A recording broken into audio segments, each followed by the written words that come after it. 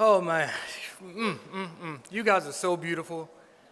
I've been watching you guys for the last couple of hours. I was just walking around outside, and when I came in, first of all, I got to this university 37 years ago, right? I got here in 1989, and this was a very different place, but it was an amazing place.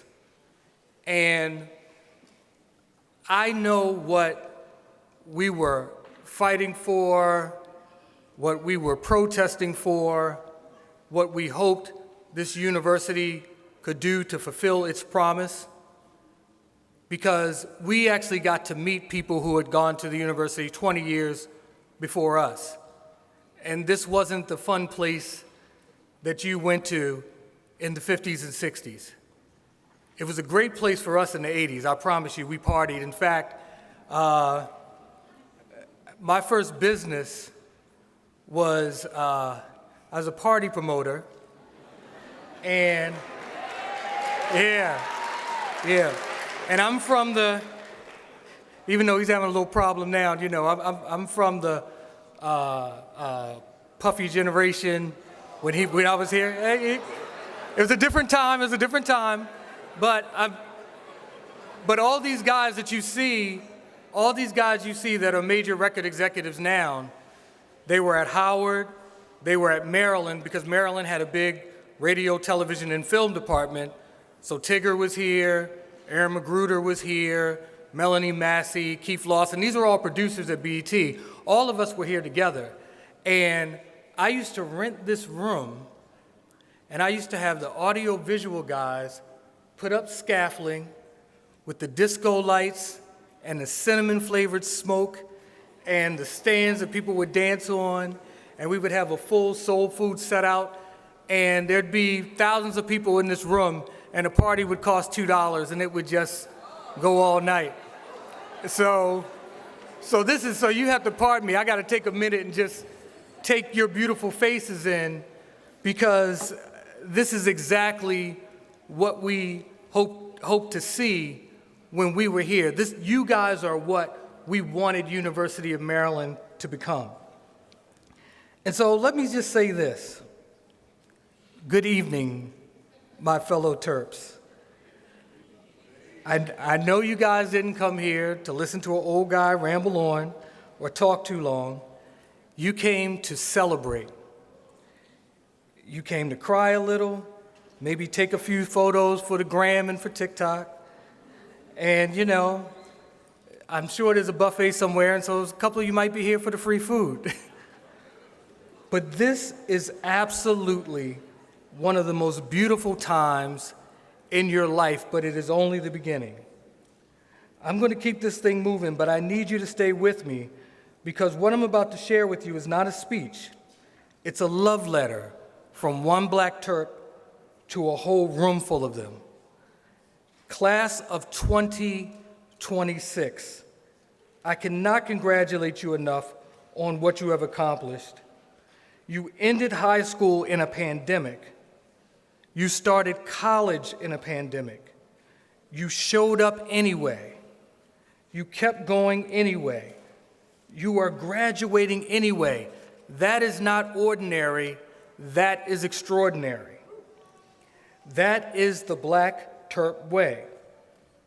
But who am I to say what greatness really is? Well, my name is Mark Fuller. I'm from Baltimore, Maryland.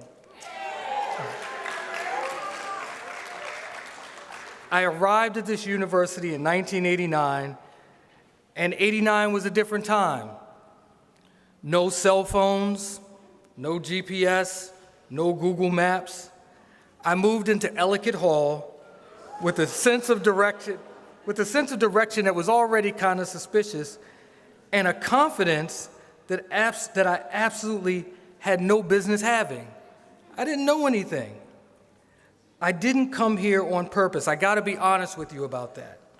My plan, my entire identity was wrapped up in being a college athlete. I wanted to run track. I was going to Syracuse, and I thought I was going to the Olympics. And then I got injured in my senior year in high school. And all of a sudden, I was used goods.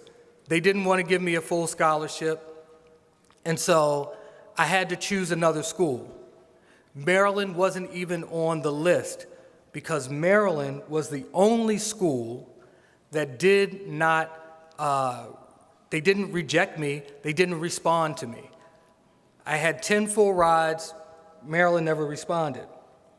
And so, frankly, I kind of took that personally. You know, I was 17 years old, and because of that rejection, you know, you feel like it's a catastrophe that somebody doesn't want you on their team. But then, a woman named Edith Hopkins from the Office of Undergraduate Admissions came to my high school, Baltimore Polytechnic Institute. What's up, Poly fam? She came on a recruiting visit, and in my infinite teenage wisdom, I made a smart remark from the back of the room about how Maryland was the only school that hadn't offered me a full ride. And so, since you didn't write me back, nobody wants to go to Maryland. Instead of ignoring me, Edith Hopkins looked at me and decided she wasn't going to let that stand. She went to my counselor, she got my grades, she got my test scores, and 3 days later, she called me on the phone, on my house phone. Nobody had cell phones, right? She called me on the phone, and she gave me a full ride to College Park. Now, what you have to understand is she called me on the phone, she gives me a full ride, and she invites me to come to College Park. I drive here by myself. I go to undergraduate admissions, and in undergraduate admissions were some of the most kind and loving people, and lots of people there that look like me. And so now I'm in undergraduate admissions with a bunch of women that look like my aunts. And they're saying, baby, you're going to school here, so decision has been made, you're with us. I could not say no to them. I had other offers, I thought about other things. I could not form my lips to say no to Edith Hopkins, and so I came to the University of Maryland. I want you to understand that a black woman who did not have to do anything for me went out of her way to make sure that I had a seat at the table. And I said yes, not because of the scholarship, but because of how she made me feel, like I already belonged here, like I was already one of us. That was my first experience of Black Terp love, but it was certainly not the last. Here is the lesson. When someone older steps up and acts on your behalf, pay attention. Don't take it lightly. Don't shrug it off. And when it's your turn to be that person for somebody else, don't you dare hesitate. Lift as you climb. That is our code. We look out for each other. I want you guys to know something. You, every one of you, you're sitting next to the plug. I need you guys to understand this.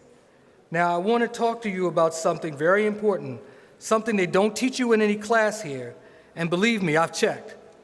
Look to your left, look to your right.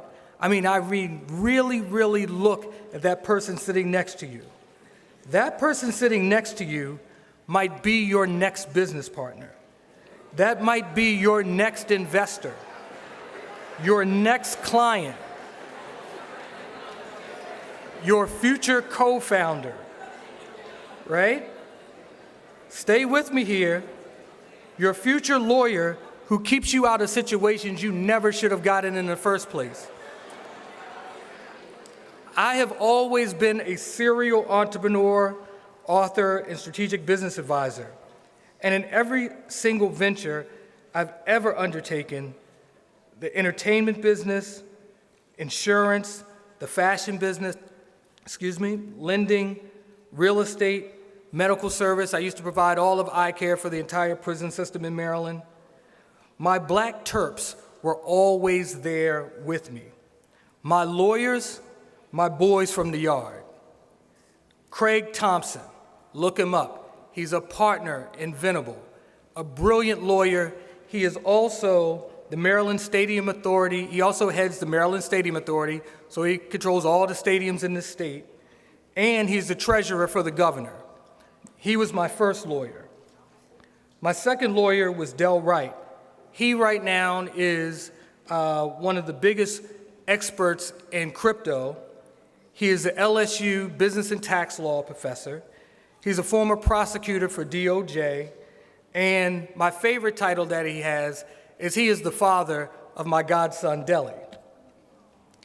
Then there's Gene Silla. Gene's brilliant litigator. God rest his soul. Gene passed in 2017. Gene, a member of Omega Psi Phi here at Maryland. Gene was my guy. Every time we had a major lawsuit, Gene was the brother that I called, and we went to war. Then, last but not least, is Damani Ingram.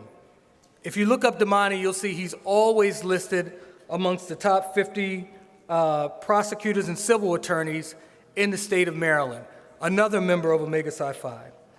A beautiful brother, and again, these guys, they were with me on the yard.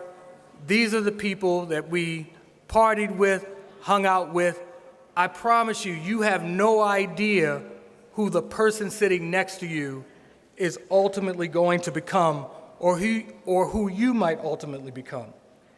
Every deal, every defense, every moment when wisdom was needed, I called one of my people from this university. Did any of us know at 17, 19, or even 21 we were standing next to that? Absolutely not. You are not just about to graduate, you are joining a network that is already working for you. Even if you don't know it yet, the question is whether you will choose to be part of that network and whether you, when called upon, will pick up the phone and whether you will show up. Do not sleep on the people in this room. You are a plug, they are a plug, and the best part of being a Black Terp is we always plug each other in. Black Terps grow into incredible people, and we expect the same from you. Every fall at homecoming, something remarkable happens at Nymburu. The Black Terps and the seasoned Black Terps like myself, right? We come together, and it doesn't feel like a reunion. It feels like a continuation because we never really stopped being connected. I'll give you an example. A few months ago, I jumped on a Zoom call with a woman named Tamiko White. Tamiko is a fashion entrepreneur and creative producer. In the fashion business, Tamiko is an icon. Tamiko is a Black Terp. One day, we just jump on the phone, and we've known each other tangentially, and what I mean by that is, I can't say, we were bosom buddies. We know each other like there's people in this room that you're super tight with, and there's people where when you see them as you pass through life, you're going to smile and wave and, hey, I remember you from the yard and all of that. Tamiko and I were that. But one day, we just got to talking, and we exchanged messages, I think maybe on Instagram, and said, hey, let's jump on a Zoom real quick. On that Sunday afternoon, we started talking about a business deal that we thought we might be able to do together, and we were talking about some other Terps, and our dear friend, another guy from Baltimore, Sigma from Maryland, Ernest Shaw. Ernest Shaw is a legendary painter and muralist. There are paintings all over Maryland. There is his artwork in all the museums all over the country. And Tamiko was doing a project where she needed a connection to some serious artists. And I said, well, why don't you call Ernest? And she said, I don't know Ernest. I said, how don't you know Ernest? I mean, he was at the party back in the day. I mean, we all were in the same space. But even to this day, 37 years later, I'm still meeting people that were in my class, people that were a year ahead of me, 5 years ahead of me, 5 years behind me. And I hope to meet a whole bunch of you as well. But the thing was, I said to Tamiko, I said, well, I tell you what. She lives in New York. I said, come to Baltimore. I'll set it up. We're going to Ernest's studio. You're going to go see all of his artwork. And then, you know, we'll all go out for drinks. Tamiko comes to Baltimore, meets Ernest. They strike up a business relationship. And it was a beautiful thing to watch two people who went to school together almost 40 years ago discover each other, right? As professionals, as grown people, and as people who could do work together. And then we just went out for 2 or 3 hours and sat in a bar and just laughed and had a good time and talked about old times on the yard. You're going to have that experience with so many people in this room. I promise you, you will. Almost 40 years out of school and still making connections, still building something. That is what community does, and that is the type of community that you are in. When I was in the fashion industry, and I was working during the era of Fat Farm, FUBU, Sean John, Big Tigger, who was one of my little brothers on the yard, was wearing my pieces as he was on The Basement on BET. Melanie Massey was putting my pieces on the dancers on Teen Summit and all the shows there. Melanie Massey was the year before me here. She's a Delta from Maryland and Kappa Phi, right? And so having that relationship, right, where all of your friends, as you're growing your career, they're hooking you up and you're hooking them up. Not for the exchange of money, just because we were all on the yard together for all of that time. When I had one of my big brothers, Michael Thompson, Mike Thompson is one of the foremost digital artists and painters. If you ever heard of a company called Echo, right, it was a clothing line, Mike took, right out of college, Mike took Echo from 300,000 to 300 million in sales through his designs. Another brother that looked after me when I was here on the yard, but when I got to the fashion business, as he was building a company to 300 million with Mark Echo, every resource that large company got, he gave to me. Every place that made Echo made my clothing. Every designer, every shipping company, he gave me all of those resources. Why? Just because we were here on the yard together.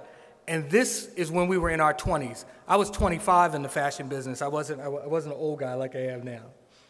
And so what I want you to understand is that years later, I got to return the favor to Mike. Mike wanted to leave Echo because they weren't doing right by him, and he called me, and I designed his marketing program.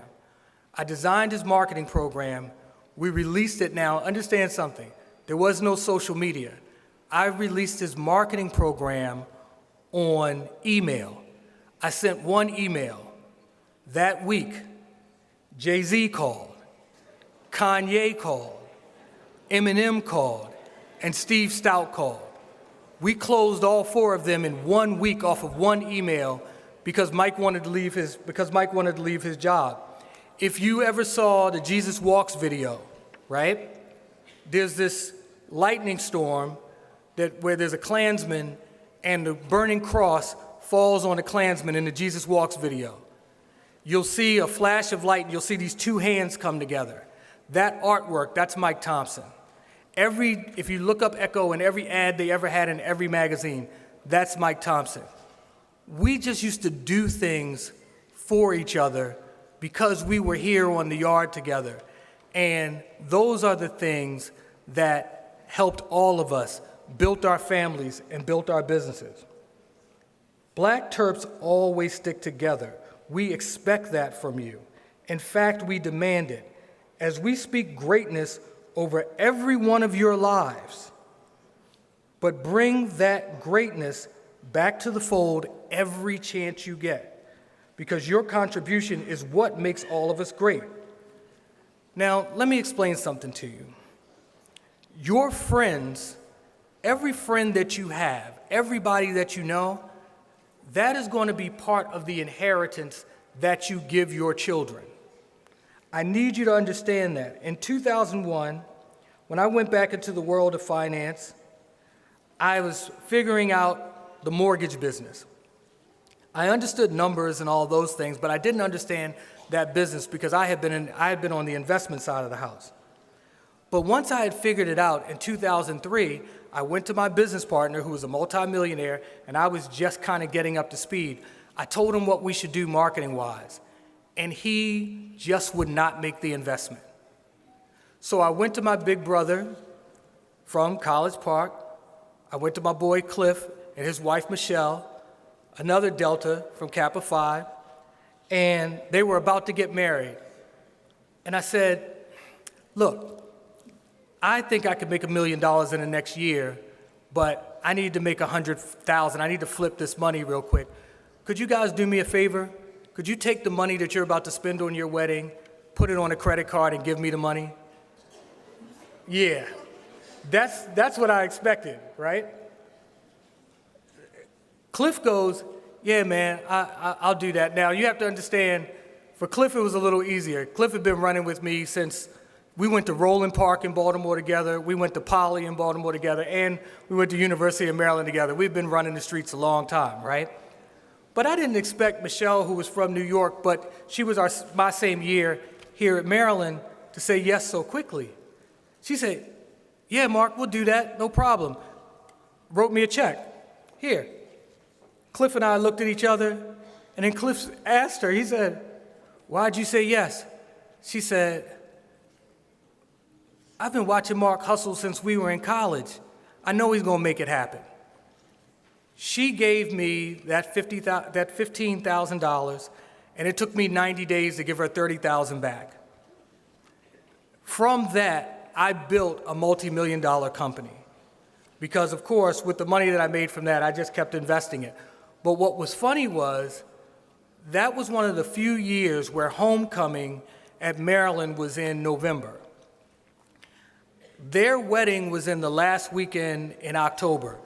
All the Terps were at the wedding. It was an all-out party, because Maryland used to have the most amazing DJs that went to the school. So every time somebody got married from this school, everybody from school showed up, and it was an all-out party, right?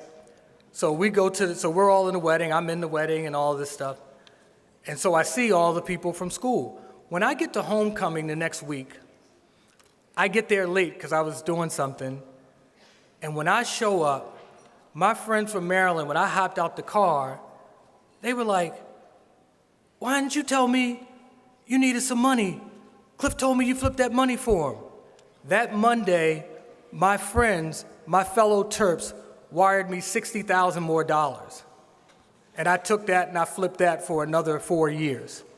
What I'm saying is, that's the type of relationship that we had as kids. That's the relationship that we had to each other as 20-some-year-olds, okay? So when I'm telling you, get to know everybody, you just never know who can help you, who you can help, and what they need. 90 days later, when I handed them that money, and I went on to really build a business for myself, I knew at that point that not only was I in the right circle, but I knew I was in the circle that I had to contribute a lot to. And so the other side of the story, and the part that I love even more, is that as the years went on, I became advisor to more and more of my fellow Terps. I became advisor to their parents. I became financier of all of their houses, of all of their businesses. And so we just built and built and built. There is no greater honor than being godfather, uncle, or advisor to the young titans who are the children of the people that you went to school with. You are going to be that person for somebody or a bunch of people in this room if you just choose to show up. The relationships you build here are not just yours. They become part of what you leave behind. Your friendships, your network, your community. They are part of your children's inheritance, an inheritance you can be giving them even while you're alive. When my friends' kids come through Baltimore, even to this day, they call or they text me, yo, Unc, I'm in Baltimore for this business meeting or that business meeting. Where are we meeting for dinner? I tell them what restaurant to meet me at downtown at the harbor, and we just sit around and kick it, and whatever they need, that's what we do. Sometimes when they have layovers and they can't leave the airport because they have a connecting flight, I drive to the airport, meet them in a restaurant in the airport, sit with them while they wait for their next flight, and we discuss whatever they need to discuss, and then I get in my car and go home and they get on their plane. But I'll do that for any one of my friends whose child calls me, whether I know them or not, because of this experience here at Maryland. The last thing I want to really talk to you guys about is this. Black Terps, the generation that I'm from, we hold each other down during hard times. And I want to be real with you for the moment. If you decide to truly be part of this community beyond graduating, the active, the accountable, the present kind of member, you are going to see some hard things. You will have tough moments in your own life, and you will be called to stand with your Terp brothers and sisters through some of their hardest moments. During the last several years, the Black Terps from the 80s and 90s said goodbye to too many parents, too many classmates, too many people we loved, and at times it felt like we were at a funeral every other month. We lost Brian Morris, former BSU president, former Phi Beta Sigma member here, and one of Baltimore's great real estate developers. If you ever go to Baltimore and you see 414 Water Street, which is a 30-story condo built on a parking garage, or if you go to Camden Yards to watch the baseball game, if you look out in left field, you see this gleaming tower called the Zenith. Brian Morris built both of those buildings, right? Brian died of cancer during the pandemic in 2023. All the Terps showed up because he was such a beautiful person. Bruce Johnson. Bruce was the absolute coolest, most suave, most debonair hair salon owner you will ever meet. This brother, from the time that we were in college all the way to the end of his life, his salon, I believe it was called Avalon in Silver Spring, was somewhere that everybody who was anybody had to go to get their hair done. When Bruce passed away 2 years ago, there were so many people from our generation at the funeral that it was standing room only in a place that held thousands of people. These are those moments that you absolutely are going to have with your friends that you find here. There was a moment where dear friends of ours, Richie Harris, Vince Williams, Cliff Durant, Les Dixon, Derek Wade, and I all lost our fathers within just a couple months of each other. And everybody who went to school with us, especially folks who were out of town, kept flying back and forth across the country to come to the services for each other's parents. I'm giving you that because I want you to understand that to whom much is given, much is required. And if you are going to be someone's friend, you got to show up for more than the party. What I want you to know is this. Black Terps showed up not because they had to, because of who we are. And in numbers, with food, with flowers, with phone calls, with flights, people rearrange their lives to stand in a room and say, I see you, I'm here, you're not alone, and I love you. Terps understand this. You guys know what it's like to deal with loss. You lived through the last 4 years. You started college in the middle of one of the most isolating moments in modern history, and somehow you found each other. You built something together in the middle of uncertainty, and that bond does not dissolve. That is a legacy you will carry with you for the rest of your lives. When you are at your lowest, and that day will come, and you will look up and your University of Maryland family will be standing there, and they didn't have to be there, you will know that you made the right choice going to this school. You made the right choice being part of this family. This generation is going to leave a legacy. I'm going to say something that might surprise you, coming from a man who's been a serial entrepreneur for 3.5 decades. Hustle is not the plan. Hustle is the beginning of the plan. My generation, we got educated, we made money, we worked hard, we grinded hard, we're proud of it, but many of us built wealth on sand because we never set up a structure to make our riches last beyond ourselves. When my father passed in 2023, something cracked open for me. I was sitting with grief with a deed for land that my great-grandfather had left for his grandchildren, my father and his brothers and sisters. That land was still in the family, and I thought, we've never done anything with it. We've owned it 100 years. What if we had planned better? What if we had thought longer about how to develop wealth and not just riches? That question of how to do that became a book that I wrote called Billion Dollar Family Trust. And here it is, and here is the core of the revelation of that book. It's not about grinding. It's not about sweat equity. It's not about long nights and all those things. You'll have some of those things. But here's how to really get wealthy in America that nobody will tell you until you're much older. But I'm going to tell you now because it's going to change everything about how things go for your family financially.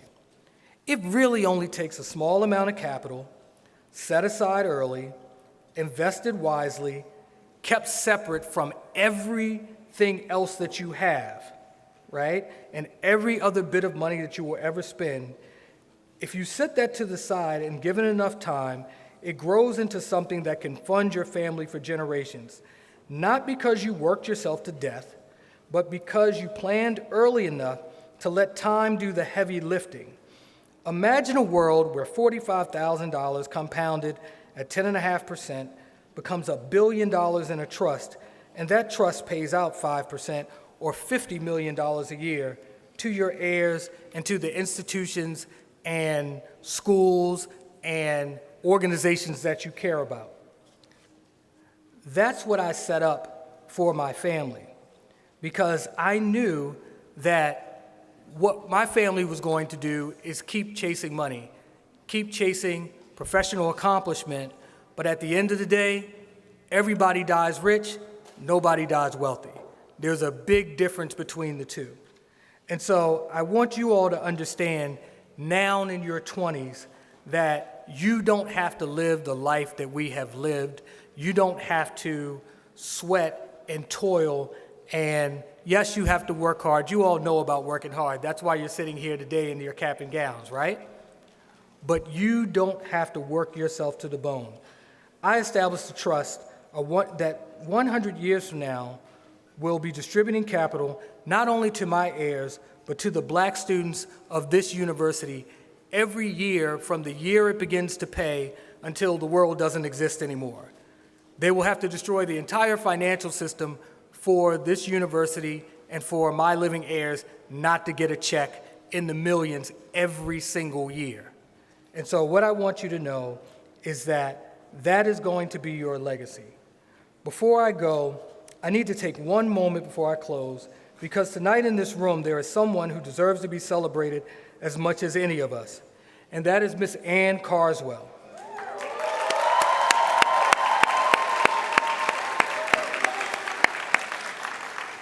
For 45 years, she has been showing up for us long before I even got here myself. She has been showing up for us, loving us, and making a space for every black student that has shown up at this university. And I love Ann. And thank you, Ann, so much. I told her when she called me and asked me to come and speak with you, I said, if you call me and you ask me anything, the answer is yes. It's always yes, under every circumstance. I love you, Ann. Thank you.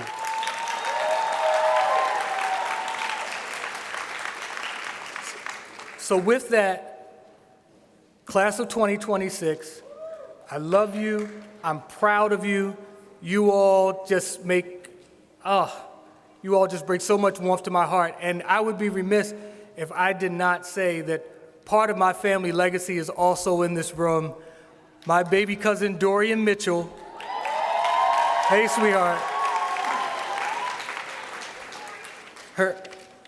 Her dad raised me as a little kid, and to see you, I am so proud. And you know Big Cuz got you. Thank you. Go Terps.